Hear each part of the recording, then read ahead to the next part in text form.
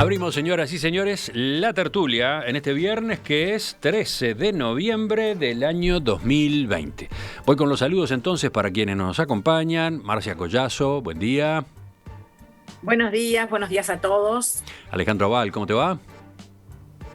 Muy bien, buen día para todos. Bueno, yo saludé a Alejandro y saludó Juan, pero no está mal. ¿Alejandro?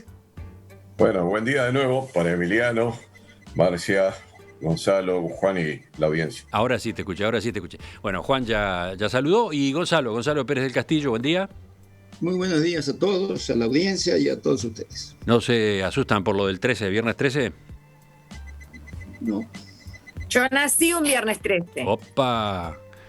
Bueno. Desafiante. Bueno. ¿Qué miedo le voy a tener? Juan no emite comentario. ¿Y Alejandro? No, en absoluto.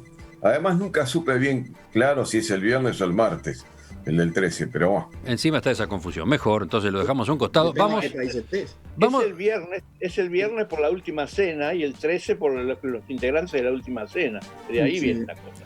Bueno, yo decía, vamos a dejarlo de lado, aunque no tanto, ¿no? Porque el tema que vamos a charlar ahora tiene que ver con la fecha en la que estamos y tiene que ver con un viernes 13 también.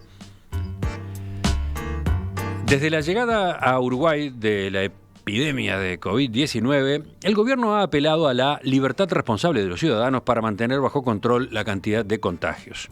En vez de imponer cuarentena obligatoria, como ha ocurrido en otros países, el Poder Ejecutivo ha exhortado reiteradamente a la población a cumplir con las medidas de prevención sanitaria y evitar aglomeraciones, pero sin limitar la movilidad. Con esa estrategia, Uruguay se mantuvo durante 7 meses en la denominada zona verde de la escala de la Universidad de Harvard, lo que implicaba menos de un caso nuevo cada 100.000 habitantes por día en el promedio semanal. En el último mes, sin embargo, las cosas se complicaron. Uruguay entró en la zona amarilla, que corresponde a un nivel de entre 1 y 10 casos nuevos diarios cada 100.000 personas. En ese escenario, ¿hasta cuándo es sostenible el recurso a la libertad responsable? De algún modo, Juan dejaba planteada esa pregunta, o tenía posición tomada ya el viernes pasado en los telegramas. ¿Vamos contigo entonces? ¿Cómo no? Bueno, la curva de contagios asusta, es decir, basta tener una planilla electrónica, si quieren yo les puedo mandar la imagen de la mía, en donde se ve que la línea de tendencia crece y crece ininterrumpidamente desde la semana anterior a las elecciones municipales. Por ejemplo, en algún momento se ha hablado de que un punto de quiebre sería 70 contagios semanales, y eso lo alcanzamos, ya lo hemos pasado en valores, pero la línea de tendencia lo va a pasar la semana que viene. De modo que, si bien hay grandes oscilaciones, las cosas están aumentando y están aumentando consistentemente, es decir, estamos en problemas. Creo que hay que tomar drásticas medidas para disminuir el contagio, es decir, porque si no, esto se desborda como se desbordó en Europa. No es necesario demostrarlo, esto pasó en España, pasó en Francia, pasó en Italia, pasó en muchos lugares. Bueno, ahora nos va a tocar a nosotros, si no tomamos medidas. Ahora, ¿qué medidas tomar? Por empezar, para prohibir se necesita una ley, eso lo dice la Constitución, de modo que una posibilidad sería hacer alguna ley que tome algún tipo de limitaciones, en lugar de actuar con garrote como se parece estar actuando en este momento. Yo pienso que la medida intermedia que se debe tomar es la multa, por aquello de que el bolsillo es el órgano más sensible de los seres humanos. Es decir, empezar a multar. Es decir, a multar a todos los que incumplan las recomendaciones de las fiestas, las recomendaciones de las reuniones, de los espectáculos, de no mantener las distancias. Y creo que además hay que ser muy serio con lo que va a ocurrir en los meses que vienen. Es decir, tenemos un problema con el verano y tenemos un problema de que se está hablando del carnaval, ¿no? Es decir, estamos hablando de cosas que van en la dirección opuesta a evitar el contagio.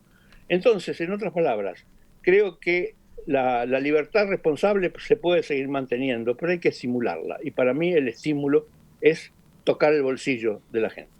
Bueno, ya vienen las preguntas, ¿no? Multa propone Juan. ¿Cómo se cobra la multa? ¿Cómo se controla? Ahora volvemos en todo caso. En el momento. Y el que no la tiene, bueno, hasta que no la ponga, venga algún familiar y la pague, listo. ¿Listo? Tengo entendido ¿Listo qué? ¿Listo qué quiere decir? ¿Marche preso? Adentro, marcha para adentro. No, se queda ahí esperando a que venga la multa. ¿Qué decías, Emiliano, Alejandro? Tengo entendido que las autoridades del BPS han resuelto ahora revisar, por ejemplo, quiénes son los que están participando como organizadores de las fiestas estas clandestinas, como las de Cerro Largo, que dicen que siguen habiendo y muchas. Y bueno, pues multar adecuadamente por no realizar los aportes correspondientes a quienes organizan esas fiestas y quienes participan, de las mismas. Sí, Ahora, a ver, la noticia es que el BPS va a controlar si hay trabajadores informales en las fiestas clandestinas que sean detectadas. Sí, claro, es medio vago, pero bueno, medio difícil de controlar más que vago. Es muy concreto, pero es difícil de controlar. Pero por otro lado también yo creo que sí que hay desacato, en buena medida hay desacato, pero claro, supongo que no debe haber mucha intención de andar persiguiendo penalmente con una figura de esa naturaleza a quienes incumplen en general, aunque alguna formalización por desacato ha habido, pero para casos singulares de turistas, unos poquitos turistas que no han respetado la normativa del aislamiento luego que ingresan al país. Pero podría ser una ley que incluso estableciera con más precisión cómo es el tema de las aglomeraciones para evitar más discusiones al respecto. Y una ley en la cual difícilmente no existiera un acuerdo parlamentario, me parece. Y por supuesto que estoy de acuerdo con Juan de que debe extremarse en este momento todas las medidas posibles para tratar de mantener esa posición tan favorable que tenemos en el concierto internacional hasta ahora respecto a este tema. Pregunta desde la audiencia, Juan, si podés compartir esa planilla de la que hablaste, ese Excel con la gráfica, con la evolución de los contagios, etcétera. Sí, está hecha con las cifras publicadas. Les puedo enviar a la radio. Sí. Ahora nos la mandás y la ponemos en el video, en la grabación en video de esta tertulia. La ponemos también en el sitio web junto con el archivo correspondiente. Marcia, te escuchamos a ti. Bueno, yo en realidad creo que es un tema muy difícil muy difícil, porque es como que estamos viendo solo un recorte de la realidad que se reduce a los contagios por coronavirus, y no está, pero un recorte pequeñísimo, convengamos, y no estamos viendo todo el resto de la realidad.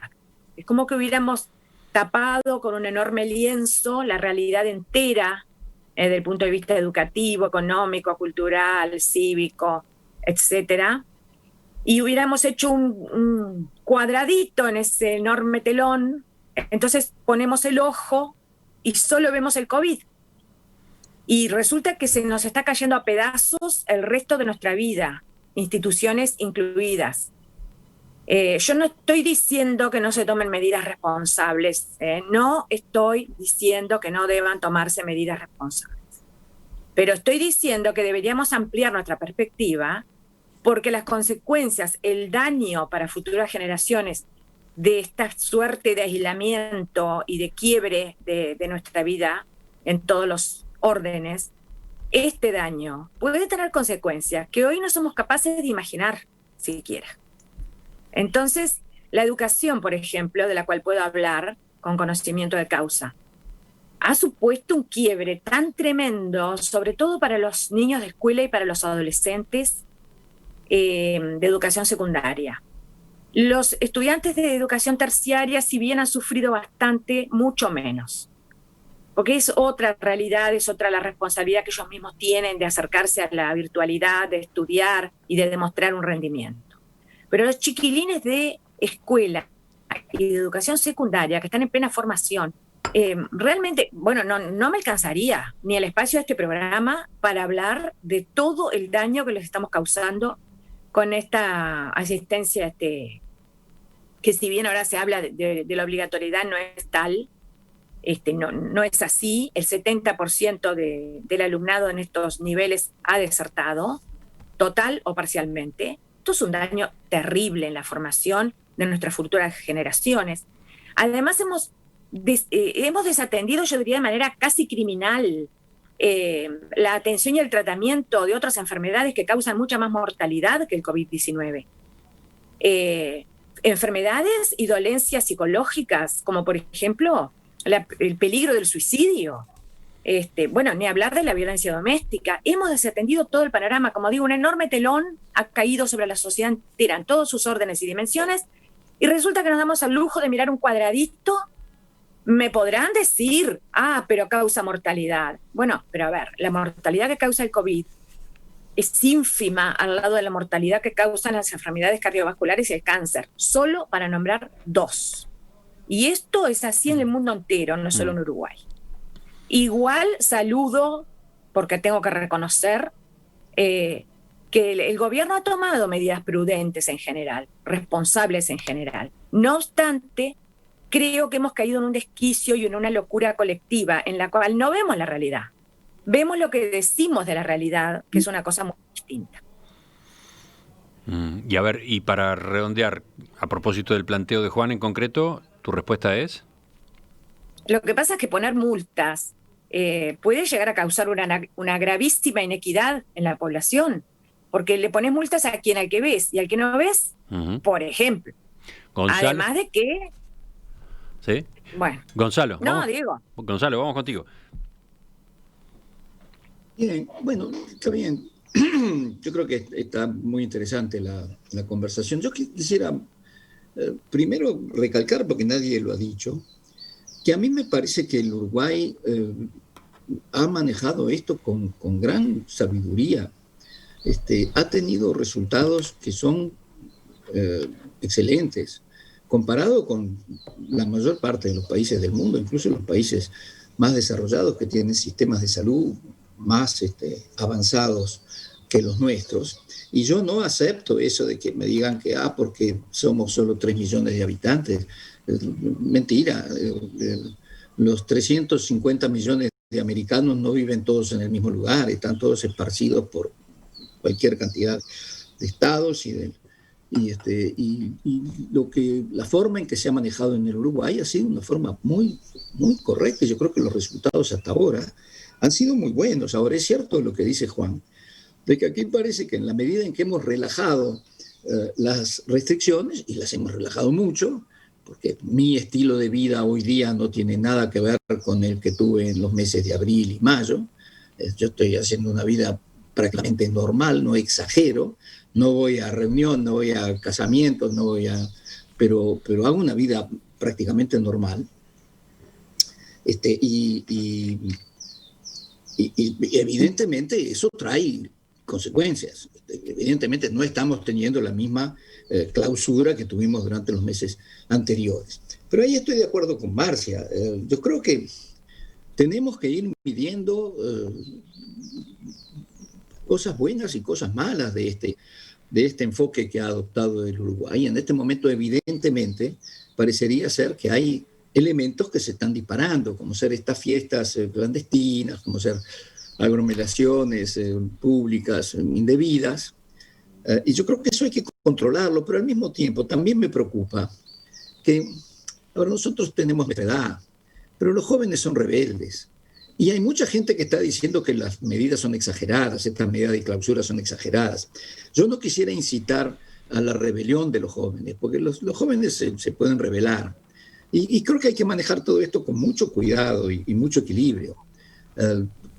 Por suerte, parecería ser que la ventaja que tenemos en Uruguay es que no le hemos perdido el rastro al virus por el momento. Y los científicos, que otra cosa que acertó el Uruguay, yo creo que el Uruguay no lo enfrentó políticamente, sino que simplemente se le dio la conducción y la responsabilidad de esto a un grupo de méritos científicos, que yo creo que han hecho su trabajo muy bien. Ojo. No el gobierno se apoyó en los científicos, pero las decisiones fueron políticas en definitiva, ¿no? No, por supuesto que sí, pero no resolvieron los científicos. pero no es que dijeron yo porque soy blanco decido tal cosa. No, ellos simplemente el manejo técnico científico de esto fue delegado a quien corresponde. Así que digo, yo creo que le tendría miedo a tomar medidas muy drásticas. ¿Tú no irías por las multas, como dice Juan? Sí, en algunos casos clamorosos, sin duda ninguna. Es decir, gente que hace una fiesta. Ahora, también es difícil, Juan, si vos haces una fiesta afuera de un frigorífico, en una plaza pública, ¿a quién multás? Es complicado. Por eso yo lo que no quisiera dar es perder esta línea que el gobierno uruguayo ha tenido desde el principio y que le ha resultado muy bien, que es decir, yo apelo a la responsabilidad individual de cada uno. O sea, tú decís que lo de la libertad responsable mantiene vigencia. Todavía puede ser el instrumento. Lo que no impide, sí, yo creo que sí, todavía. Lo que no impide que en algunos casos clamorosos de transgresión le caiga con todo el peso de la ley, y si hay que sacar una ley al respecto, lo apoyaría. Ah, bueno. Pero no quisiera perder esto de que esto es un esfuerzo colectivo. Y también lo otro que decía Marcia, nosotros hemos estado abriendo y hoy día las escuelas funcionan. Ya el comité científico dijo que los niños menores de 12 años pueden perfectamente ir a la escuela. La cerrada de las escuelas, la clausura ha sido nefasta, no solo para los niños, también para las familias de los trabajadores. Pero entonces concretando, porque Juan... me gusta cómo se está manejando esto, y yo creo que sí, como dice Juan, si los números empiezan a dispararse hay que tomar medidas adicionales. Bueno, los números se han disparado. Por eso la inquietud de Juan es para ahora, es lo que habría que hacer ahora. Okay. Pero para entender mejor lo tuyo, Juan, tú decís multar a individuos, multar a ciudadanos. Porque multas a comercios o a empresas, organizadores de fiestas, algo de eso ya ha habido, ¿no? Tú estás hablando de ir uno por uno ahora. Pero yo creo que hay que multar a los participantes de la fiesta también, porque esos son responsables. Esos son los que están incumpliendo, además. Bueno. Pero no se, Emiliano, sí. Pero no se puede multar así nomás a los participantes de una fiesta, porque no hay ninguna reglamentación que establezca, ni mucho menos una ley, que se los pueda multar. Lo que se podría aplicar es una sanción penal, pero la sanción penal, bueno, implica prácticamente el desacato, ¿no, verdad? Y que eso ya es una cosa mucho más grave.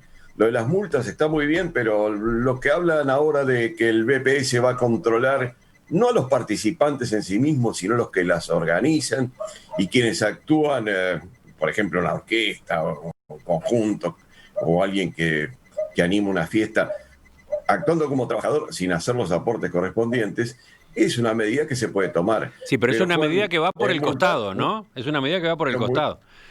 Bueno, pero es que multar a los que participan de la fiesta, ¿en base a qué?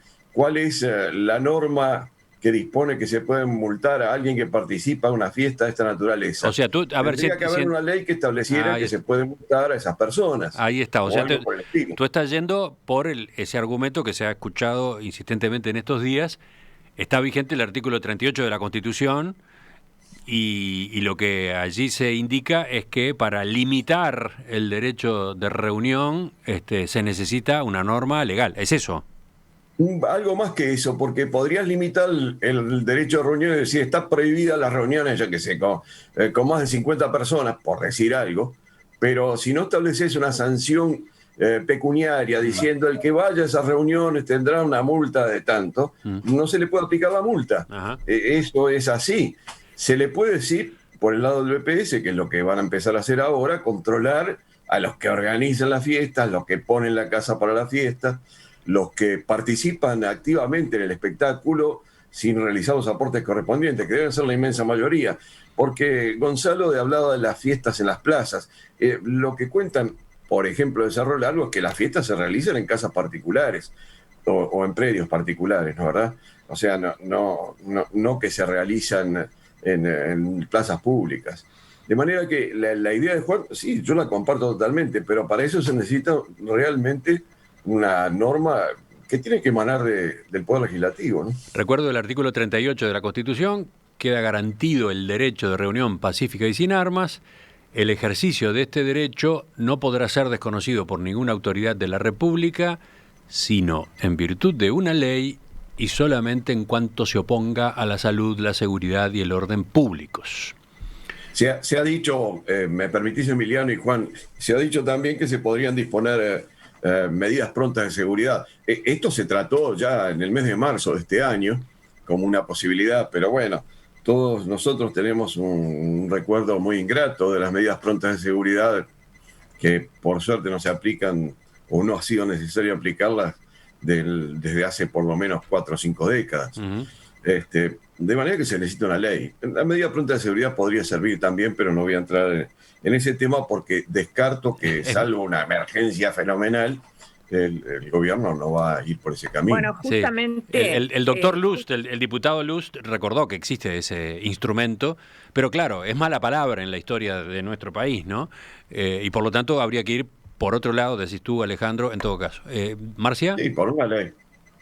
Sí, totalmente de acuerdo. Pero además acá el problema es ese justamente. Estamos haciendo un verdadero desquicio, en mi modo de ver, un verdadero desquicio colectivo y un avance muy peligroso de procedimientos que lindan con el autoritarismo y con la limitación infundada, aclaro el término, infundada de derechos y libertades. Vuelvo a repetir, una cosa es que exista la pandemia, pero otra cosa es encarar la precisa realidad, la realidad de la pandemia, cómo están los hechos. Decimos que crece todos los días, es verdad, pero también vemos que el índice de mortalidad es bajísimo. Solo hablamos de la pandemia, del contagio y de las muertes. No hablamos de otros temas que son tan o más graves que la pandemia. A eso me refiero. Si ustedes creen que por no hablar de esos temas van a dejar de existir, ¡qué grave error! Esos problemas se van a agigantar, más aún cuanto más los silenciemos y los revestimos de oscuridad. Después van a ser inabordables. Entonces, eso es lo que yo señalo. Yo no creo que se esté revistiendo de silencio y de oscuridad todos los temas. Pero bueno, entramos en otro capítulo quizás. Juan quería, Emiliano... Sí, Juan está levantando la mano. Adelante, Juan. Bueno, yo primero quiero recordar que en el correr de este año y en plena pandemia se lanzó una ley de urgente consideración con 500 artículos, 100 de los cuales estaban destinados a la seguridad. Lástima que se olvidó precisamente ese articulito de que permitiría multar o permitiría algún tipo de cosas o permitiría que durante la pandemia se limitaran cierto tipo de derecho de reunión. Por ejemplo, ese es un poco el problema. Es decir, creo que eso no se hizo y en plena pandemia no se hizo. Uh-huh. Y fue una de las objeciones que puso la oposición en particular. Creo que además para eso existe la ley de urgente consideración. Es decir, si hay una ley de urgente consideración sería tomar medidas para la pandemia. Es decir, esa sí verdaderamente sería una ley de urgente consideración, inclusive por encima del presupuesto. No, pero se están silenciando muchos aspectos de nuestra realidad. El aspecto, por ejemplo, de las enfermedades de las que no se habla. ¿Por qué no se habla del real índice de suicidios en Uruguay y del real índice de muertes por cáncer y por enfermedades cardiovasculares? Todos los días se habla solo del COVID. Entonces, a eso me refiero. Yo quiero terminar mi problema. El problema fundamental del COVID no son las muertes del COVID. El problema fundamental del COVID es la economía. Y eso afecta a todo el mundo. Tal vez, precisamente, haya más suicidios por razones económicas provocadas por el COVID que por el propio COVID. Pero el problema es la economía. Y no quiero agregar la palabra que me gusta decir después de la economía. Ay, Juan, ya estás despertando pasiones entre los oyentes una vez más. A ver, mensajes. Dice Juan de Palermo: a Al Capone se le encarceló por no pagar impuestos. Me gusta la idea esa que ahora circula de frenar a los giles de las fiestas porque no contribuyen al BPS. Sí, claro, es una manera ingeniosa, entre comillas, de sancionar. Habría que sancionar de todos modos, por incumplimiento con el BPS, por no contribuir al BPS, bueno, como que se advierte, miren que vamos a ser especialmente rigurosos con eso. Bueno, después está el mensaje de JP que dice, esto se arregla con que algún agente de policía pase frente al lugar donde hay una reunión y conmine a las personas a colocarse el tapabocas y a mantener la distancia correspondiente. Punto. No hay que ir ni a un operativo, dice, ni mucho menos a la violencia. Es un tema de diálogo. Él lo plantea en esos términos. ¿Quién quiere seguir para ir terminando? Gonzalo. Sí, respecto. Bueno. No, Alejandro. No, muy sencillo lo que quería agregar. Respecto a esa posibilidad de disuadir a través de la policía, se ha mencionado por ahí la posibilidad de que fueran personal del Ministerio de Salud Pública o alguna dependencia de esa naturaleza la que, bueno, interviniera quizás con el apoyo detrás de la policía para hacer esa exhortación. Claro, han habido cientos de procedimientos de esta naturaleza en todo el país. Tengo entendido que son más o menos medio millar los que han habido en los últimos, creo que las 2 últimas semanas, o sea, unas 500, de los cuales, bueno, han habido problemas, creo que en 2. Uno, el de la famosa Plaza Sereñi, y otro que no sé hasta qué punto corresponde a esto, que es el que hubo en Castillos, creo que fue, pero fue en el departamento de Rocha. De manera que, bueno, eso se puede quizás mejorar, indudablemente se podría mejorar eso de la exhortación, es un buen procedimiento. El problema es cuando no se respeta la exhortación, pero aparentemente, ese medio millar de procedimientos que han habido, la exhortación fue prácticamente siempre aceptada. Oyentes, Uruguay, por ejemplo, dice que la tertuliana Collazo critica, pero no propone nada. Después está el que dice que Juan tiene razón y Marcia tiene razón. ¿Es posible? ¿Tú, Marcia, querés contestar algo a ese mensaje anterior? No, yo proponer cosas en una tertulia es bastante engorroso, ¿verdad? Lo que hacemos es señalar determinadas líneas generales de ideas que uno va en medio de esta incertidumbre, porque si hay una palabra que define nuestra situación actual, creo que es la incertidumbre.